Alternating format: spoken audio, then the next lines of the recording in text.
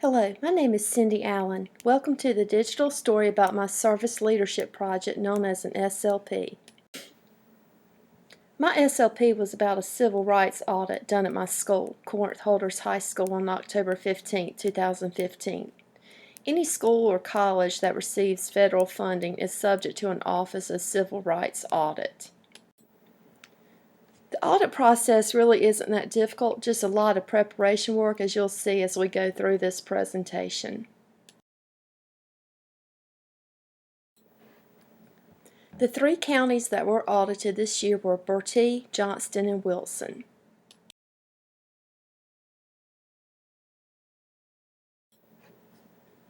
Ironically, the audit coincided with the first goal of our school improvement plan.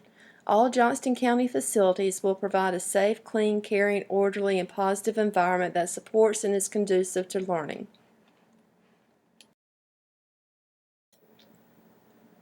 Each goal in our school improvement plan has a strategy to help us reach that goal. The first strategy was a behavior plan.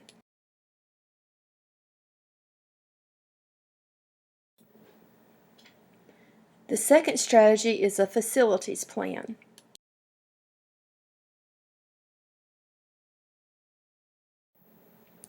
The most important factor is that all students are receiving a fair education, which includes open enrollment for classes, access to all facilities on campus, parking availability, and being able to reach the food they want in the cafeteria. These are just a few examples of all students receiving a fair education. Before the audit, I got a few comments from different people about their anticipations.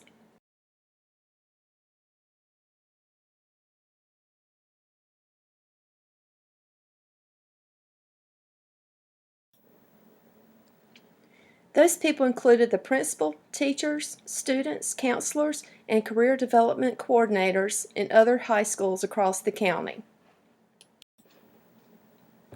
I also researched what was being said about a fair education as it related in some situation with the Office of Civil Rights in the media. The OCR doesn't really conduct these audits as a gotcha tactic, but more so to prevent agencies from unexpected lawsuits and to help them meet their students' needs better.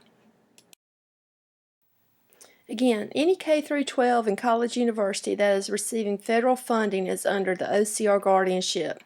Schools should probably consider doing a periodic checkup to ensure their students are being treated fairly in their educational setting. To prepare for the audit, I met with NCDPI, collected data, prepared for the audit, and for the day of the audit's activities. NCDPI actually met with all the stakeholders within Johnston County Schools since all the Johnston County high schools are being audited. They informed us about how we could get prepared the best for the audit. Some of the demographic data I collected was about students, staff, the administration, and counselors, specifically gender and ethnicity. Here's an example of a chart I put together about career and technical education students enrolled for the year. You can see I specifically organized the information by grade level, race, sex, disability, and limited English proficiency. I spoke with the Dean of Student Services, and she prepared some data from Student Services about student financial assistance, how they recruit students for different class choices, and counseling services they offer.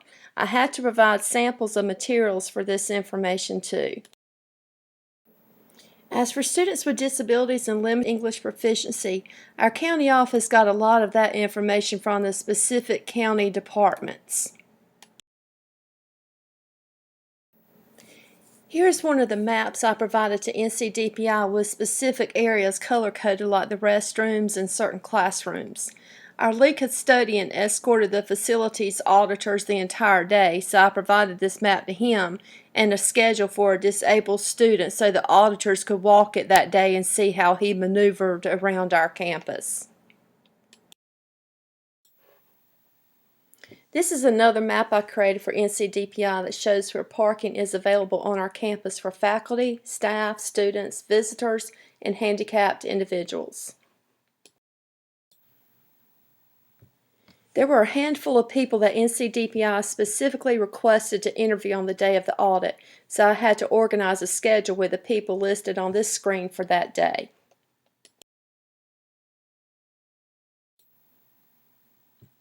On the day of the audit, October 15th, I prepared a notebook of hard copy documents in which I had originally submitted electronically. We had 5 auditors to visit our school, and I reserved the media center for their interviews. A local restaurant catered lunch for them, and we should be hearing the results from our audit in December of 2015. Of course, the OCR audit was to meet their regulations as a federal agency and to verify our school was in compliance. But as I said earlier, there is no harm in verifying our school is creating a supportive and structured environment for our students. We would also update our facilities to ensure the school's safety is within regulation too. Both of these expectations are part of our school improvement plan's first goal.